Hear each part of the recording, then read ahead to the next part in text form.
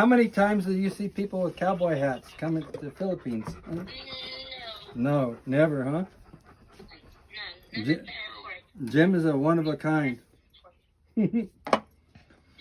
And I guess, The only one wearing a cowboy hat is at the airport. yeah, handsome cowboy, huh?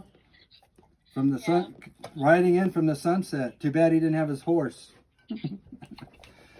And you got to talk to Rhea and a lot of the Filipinas last week, huh? From the Filipino party, you know? And I heard